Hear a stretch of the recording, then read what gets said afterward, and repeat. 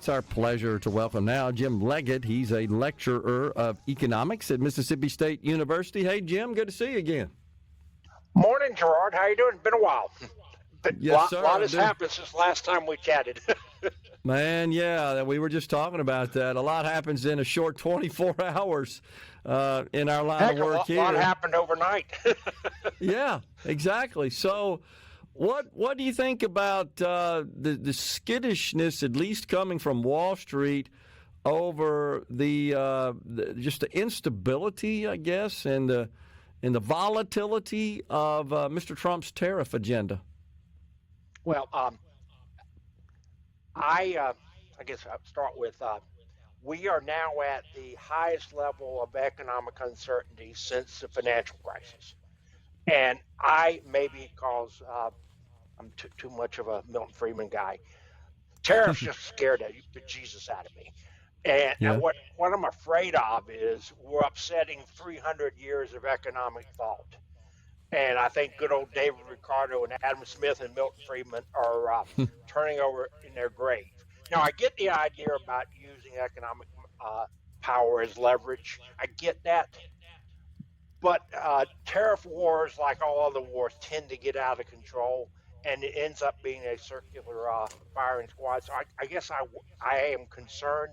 I think part about the instability, and I think the thing that really concerns me is I understand strategic tariffs with China.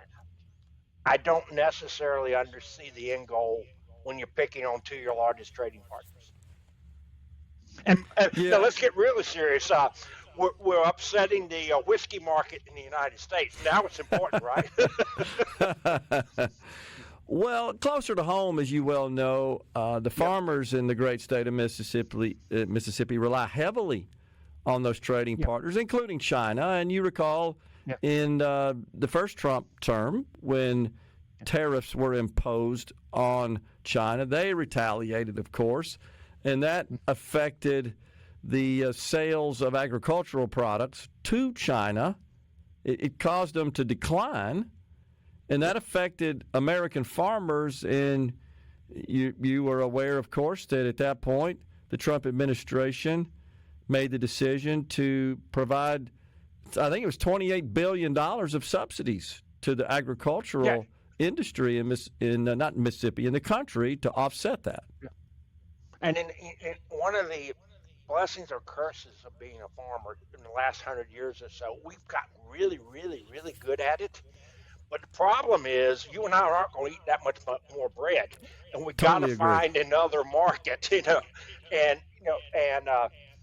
we do feed the world. We forget that we're really, really good at that, and I understand it's short-term pain and all that sort of stuff, but I fear part of me that's, I must be manic depressive about this stuff. Maybe that's how, if you're observing events these days, that's who you are given whatever moment you look at. I just worry whether these things get out of hand, because, you've seen the tit for tat let's use an international relations. A tit for tat is, well, you do this, you do that.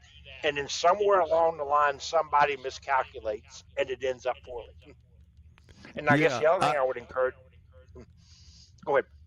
I was just going to say that is something I think that's lost on a lot of people in America. And I've shared the story, Jim, of my days in economics class at Ole Miss in the 70s, where, and this was a microeconomics class, and he was talking about, always used this explanation of a third of our workers were in the agricultural industry in the 30s when we had 130 million people. We struggled to feed our own population.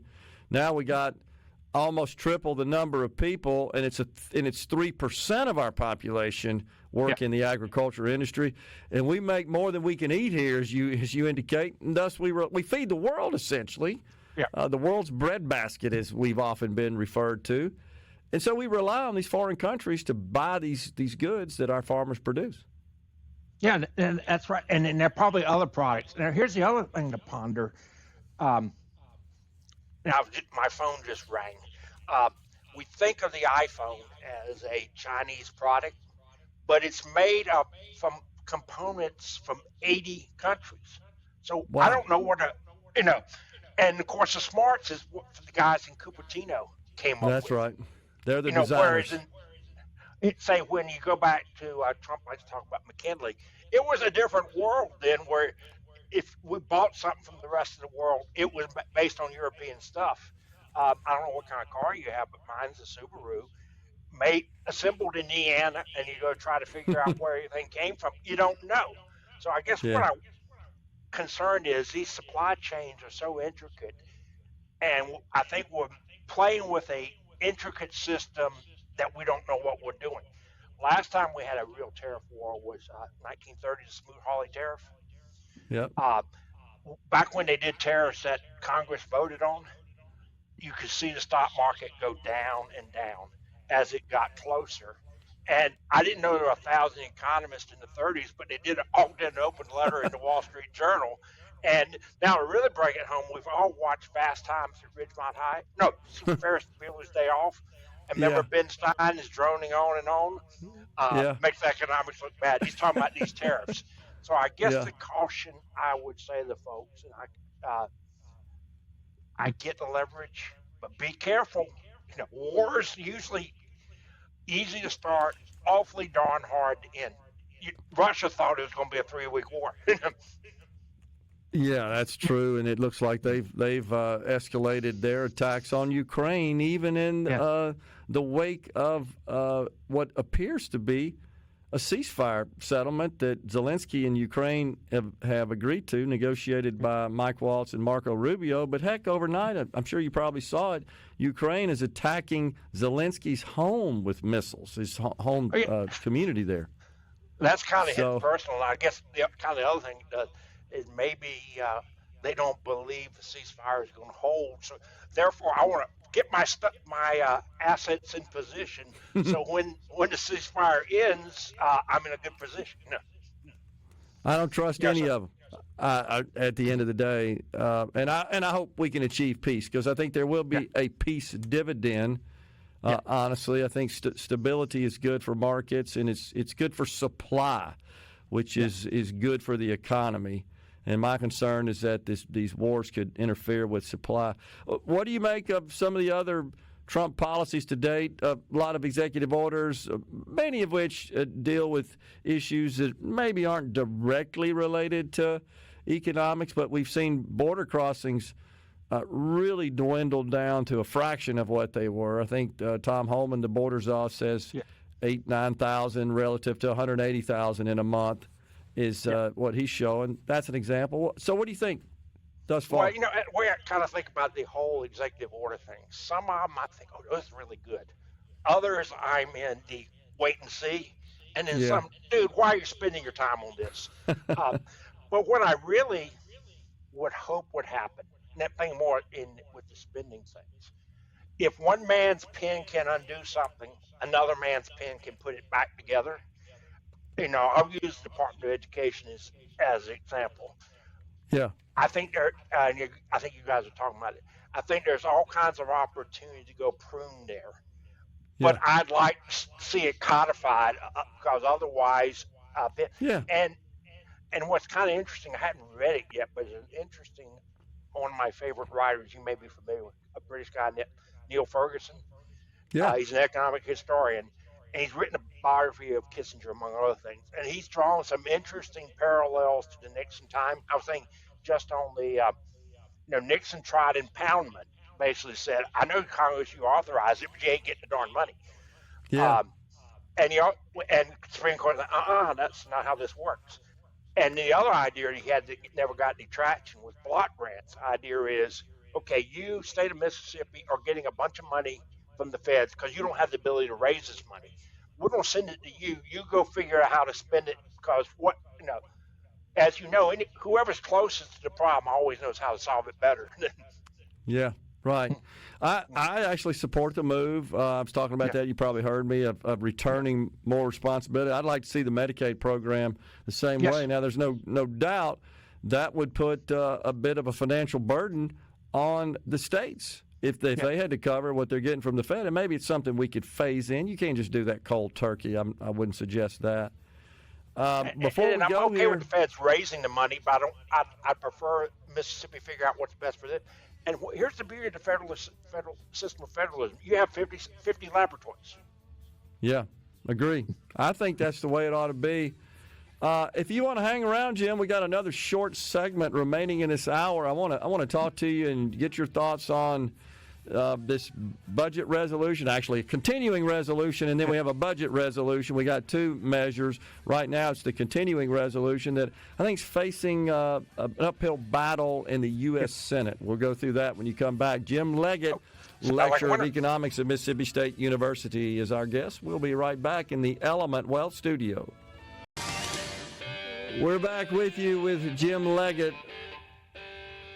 What a great riff there. Lecturer of Economics at Mississippi State University. All right, so Jim, before we went to break, the House has passed a measure that will avert a government shutdown. As you know, they got until Friday, end of day Friday. That would be 12 a.m., actually 11:59, right? 11:59 p.m. to get something done. Midnight, essentially. And the president supported this, and I know a lot of people are upset because this just so-called kicks the can down the road. This continues spending at the Biden-era level. But I think we'd have to agree that the prospect of negotiating even the discretionary part of spending, which is the only thing, as you know, Congress appropriates. Everything else is on autopilot on the statutory side. In the period of time that they've been seated in this Congress, probably wouldn't get done. And that's what the president said is give us some time. We're going to just pass this resolution, and then we're going to get down to work, try to get the tax cuts passed and some spending adjustments as well. What are your thoughts? Yeah, I agree. It's pragmatic, and there's a place for pragmatism. And I guess the first thought is maybe Shakespeare's right, beware the Ides of March. But I think it's the only way to go get it done. And you raised a valid point is Trump's congressional staff barely knows where their office is.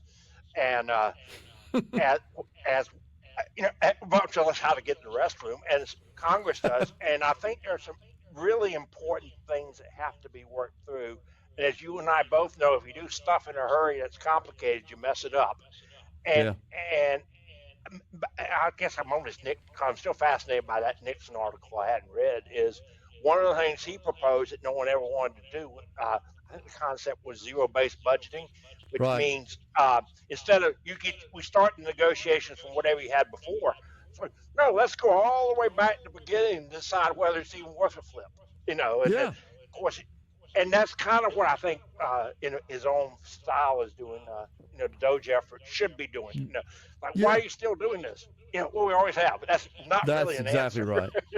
Well, it's tradition. That's what they say. Well, it's also convenient. It's convenient, right. Totally agree. But this thing may run into some trouble in the Senate. I'm sure you've counted the votes. You know about the numbers over there. You got to have, if you got all Republicans, you got to have 7 Democrats. I said earlier I thought Murkowski and Collins opposed this. I was wrong. It's education defunding that they oppose. So I apologize for that. They haven't really said anything. But I believe Senator Rand Paul has said, I'm a no on this deal. Yeah. So that puts you down to ostensibly to 52, assuming all the others vote. You got to have 8 Democrats to pass this thing.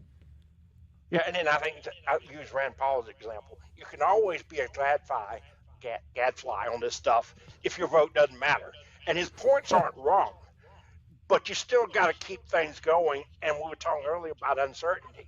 Shutting down the federal government would really send that uncertainty index up. And then an article I read this morning talked about all this uncertainty, nervous breakdown all across the world. As you know, that's not a good way to run an organization. Yeah. All right, we got CPI report this morning. It came in just a tiny bit, right, by 0.1% better than Wall Street expected. But we're still got this sticky inflation with us at 2.8% to top line. And it's going to take a while to beat that out. And then I think part of what's baked into it is while as much as we won't lower interest rates, we haven't addressed spending, and the markets aren't properly believe we won't. Plus, you and I as consumers still feel stung. from the last time. No doubt. But you can say though that this market turmoil and sell off, some money has flowed into the treasuries and that's driven yields down. So we do have a decrease in mortgage rates, for example.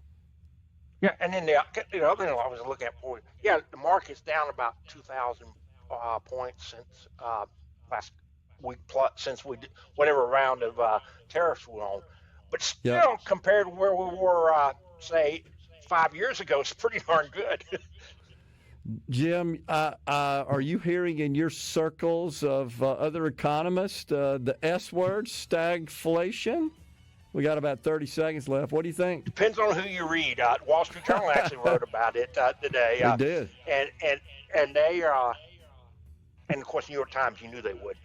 But back to the tariff thing, both the Wall Street Journal and Warren Buffett thought the tariff thing was bad stuff. Sure did. And I go, if they both think so, I may not agree with them, but I'm going to stop and see if I understand how they got there. A lot of people follow them, yeah. So we got to go, but I was just going to pass on to the audience. That essentially means you got a sluggish economy, but you got inflation. Normally, those two don't go hand in hand. It's boy, you talk about sticky and something to get rid of. We got to go, Jim. Don't dismiss uncertainty as an economic driver. No doubt. Coming right back after Fox News, SuperTalk News with Representative Scott Bound. Stay with us.